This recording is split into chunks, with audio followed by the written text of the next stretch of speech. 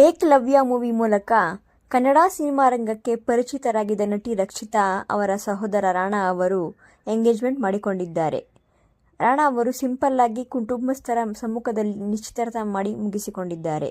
ಈ ಸಂಬಂಧ ಫೋಟೋ ಹಾಗೂ ವಿಡಿಯೋಗಳು ಸೋಷಿಯಲ್ ಮೀಡಿಯಾದಲ್ಲಿ ವೈರಲ್ ಆಗ್ತಾ ಇದೆ.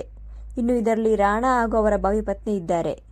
ರಕ್ಷಿತಾ ಪ್ರೇಮ್ ಕೂಡ ಇದರಲ್ಲಿ ಸ್ಮೈಲ್ ಕೊಡುತ್ತಾ ಫೋಟೋಗೆ ಫೋಸ್ ನೀಡಿದ್ದಾರೆ. ಆದರೆ ಅವರ ಪತಿ ಪ್ರೇಮ್ ಮಾತ್ರ ಎಲ್ಲೂ ಕಾಣಿಸಿಕೊಂಡಿಲ್ಲ. ಇನ್ನುಳಿದಂತೆ ಅವರ ಮನೆಯವರು, ಸ್ನೇಹಿತರು ಇದ್ದಾರೆ.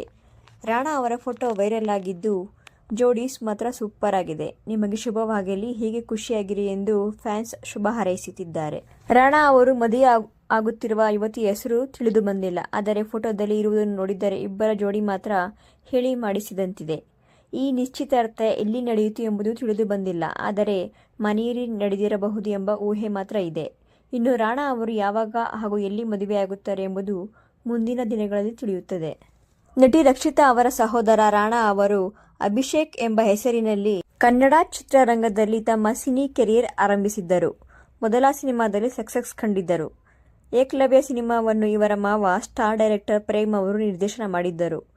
ಸುದೀಪ್ ಸೇರಿದಂತೆ ಇತರ ನಟರು ರಾಣಾ ಅವರನ್ನು ಕನ್ನಡ ಸಿನಿಮಾ ರಂಗಕ್ಕೆ ಸ್ವಾಗತಿಸಿದ್ದರು.